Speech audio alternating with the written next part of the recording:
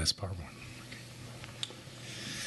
Okay, thanks. So I'm Seth Riley with the National Park Service, and I'm going to tell you a little bit about the work we've been doing over the last decade and a half or so with wildlife in general, and in particular what we've learned about exposure of wildlife to anticoagulant rodenticides. A lot of this actually has been mentioned by people already, but I'll just give you a little bit of an overview. So our job in all the national parks is to do our best to preserve the resources in those parks, but as you can imagine, a park next to the second largest metropolitan area in the country, we have some particular challenges. So all of the work that we do on wildlife is focused on understanding what are the impacts of urbanization and fragmentation on wildlife populations. And as you know, here we are in the Santa Monica Mountains and the Simi Hills, completely surrounded by development in the Los Angeles Basin, the San Fernando Valley, freeways, and then we have areas like in the Simi Hills here where there's intense fragmentation of the remaining natural areas. So that's a big challenge for wildlife. It's especially a challenge for carnivores. So we've been studying carnivores the longest, actually.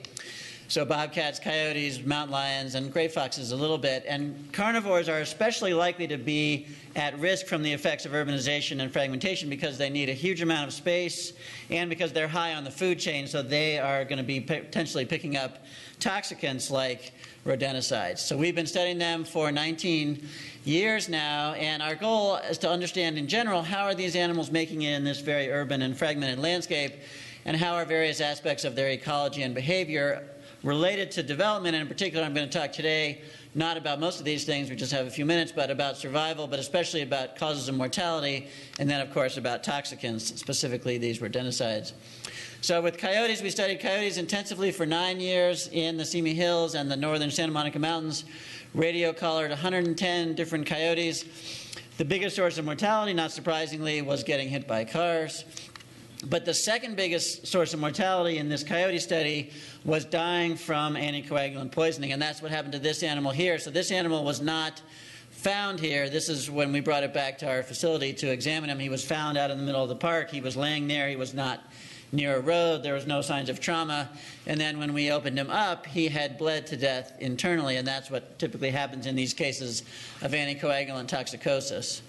So actually, of the 45 deaths, so 60 coyote deaths during the study, of the 45 where we knew the cause of mortality, 12 of them, so about a quarter of them, were from anticoagulant poisoning, and as I said, second to being hit by vehicles. And then Keon mentioned this as well, but 83% of the coyotes that we tested overall were exposed, especially, these are the various different compounds, especially second-generation ones like brodifacoum and bromadiolone.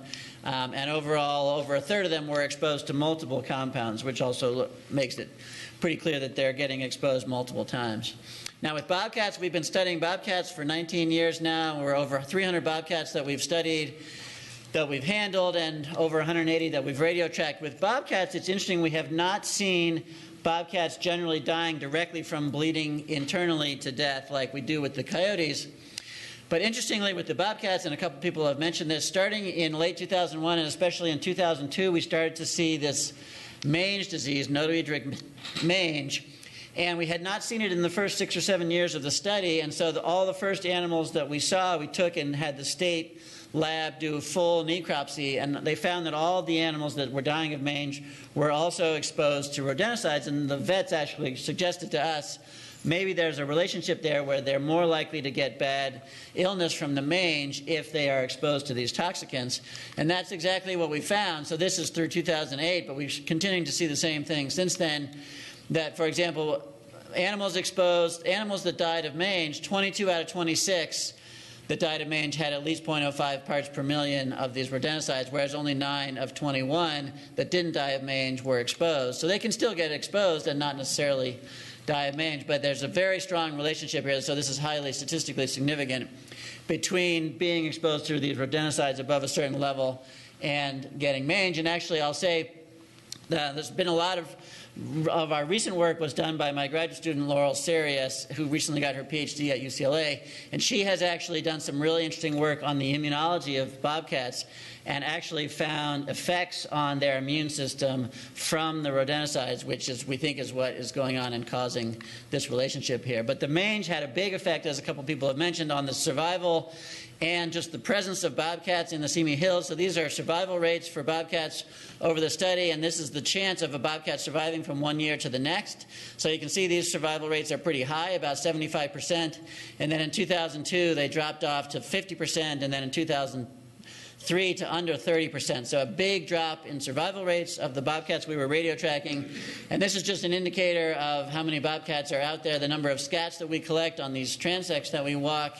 And you can see the number just dropped off the table here in 2002, and it was very low through 2008. So a big effect on the population. And one of the things, and this is sort of especially of relevance today, actually, this is a Rancho Simi Recreation and Park District patch here. This is Canaan Road here. And in 2002, we were tracking 6 different bobcats in that patch.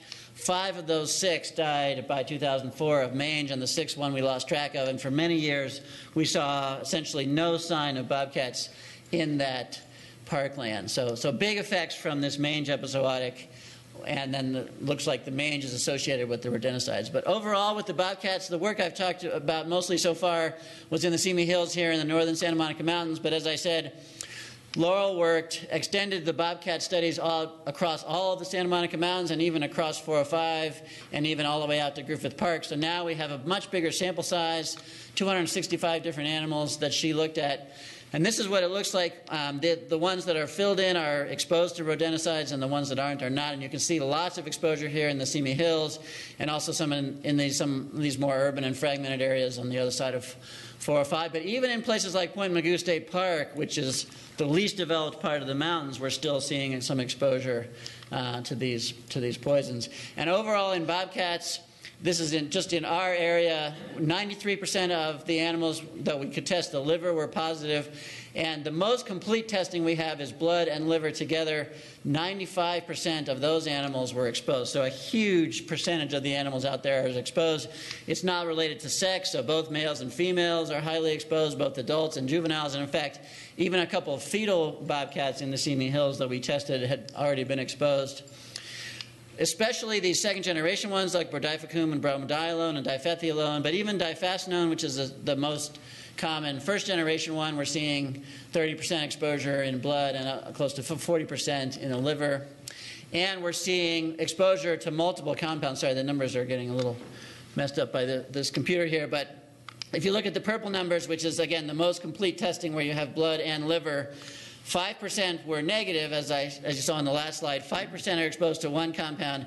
So that means that 90% of these bobcats are exposed to multiple different rodenticide compounds.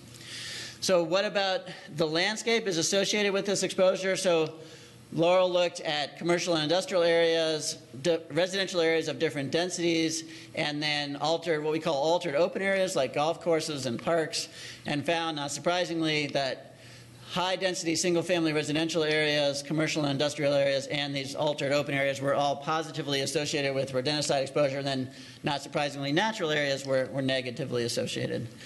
Okay, and then just the last thing, we've also seen exposure, and Kian mentioned this a little bit too, but in mountain lions, we've been studying mountain lions since 2002. Actually, this should be, we're up to 35 mountain lions that we're following.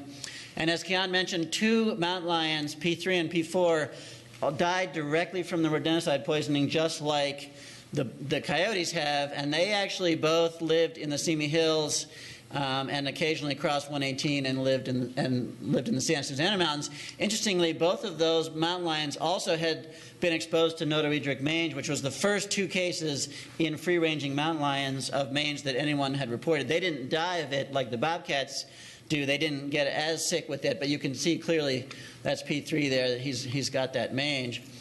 And interestingly, we were surprised to see these deaths in the mountain lions, because the mountain lions typically are eating deer, not rodents.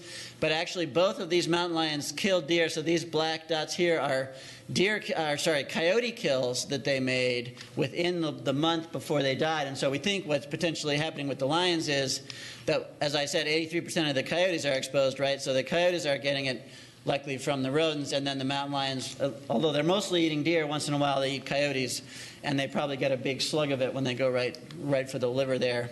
And overall, we have 10 animals here, and then that one that Keon mentioned is not on this slide, P25, but 10 of the 11 mountain lions that we've tested in our area have been exposed, and they've basically all been exposed to multiple compounds. The only guy that wasn't was P5 out in Point Magoo, but even a young 3-month-old kitten had been already exposed to brodifocone. And again, as Keon mentioned, across the state, we've worked with other folks at Davis and Cal Fish and Wildlife, and about 3/4 of mountain lions across the entire state are exposed. And it's not just in Southern California and not just in urban areas. So, for example, here in Napa County, 8 out of 9, and 6 out of 6 in Calaveras County. And so lots of different areas throughout the state where you see this exposure. And then the other thing, and Keon mentioned this as well, but P22, this is him with the Hollywood sign in the background who lives out in Griffith Park. That's a whole other interesting story, but we found when we recaptured him this spring that he also had mange. Again, he was not as sick with it as the bobcats get. He was not badly emaciated, but he did have the mange, as you can see here, and he had also been exposed to rodenticides. We only were able to test his blood, so had we been able to test his liver, he may have been exposed even to other compounds as well. And then finally, just quickly, we've only followed a couple of foxes. There aren't too many foxes left in the Simi Hills fragments, but one of those 2 died directly, again, from bleeding from rodenticide poisoning. So overall, 85% or so of coyotes are exposed, and it was the second leading cause of death in that study. 95% of bobcats are exposed, and we see this close association with mange in bobcats, which was a cause of major population declines. The exposure is related to different kinds of urban development. We see a lot of exposure in mountain lions, 2 of which actually died. We had a fox that died. And then the other thing I'll just mention is we know a lot about what's going on in these species, bobcats, coyotes, mountain lions, because we have been studying them, but who knows what's well, it's very likely that there's lots of exposure in lots of other species, in particular raptors and various rehabbers like Anna and others have seen exposure in owls, barn owls especially, but lots of other things as well. So that's it. Thank you. Any questions?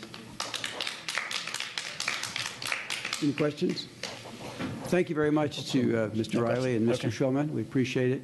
Yeah, I have a question. Well, Is it affecting the pets? I mean, my dog is roadkill. It can definitely affect pets. Yeah, in fact, many pets, like someone mentioned it, actually, many pets die every year from rodenticide poisoning. So if they get it, they can definitely die from it. Yeah. Everybody here doesn't have pets, it's not like a family member. Yeah, no, that definitely can affect pets as well. Yeah. all right. Well, thank you very much. Sure.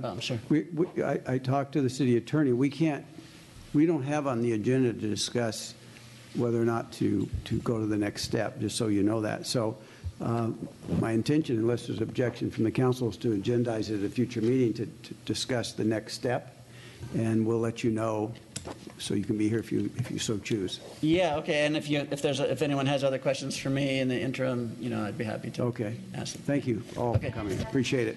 So thank you. Are they still, any of the bobcats in the Simi Hills, do they still have collars on? Yeah, we are still radio tracking bobcats in the Simi Hills. And I will say one thing, some of these areas, in particular the Rancho Simi Park District area, we are starting to see bobcats return to that area and even reproduce in that area. So that's pretty exciting, although you sort of never know, if things stay the same, you never know if they could start to get mange again. But we are seeing this. There certainly are bobcats.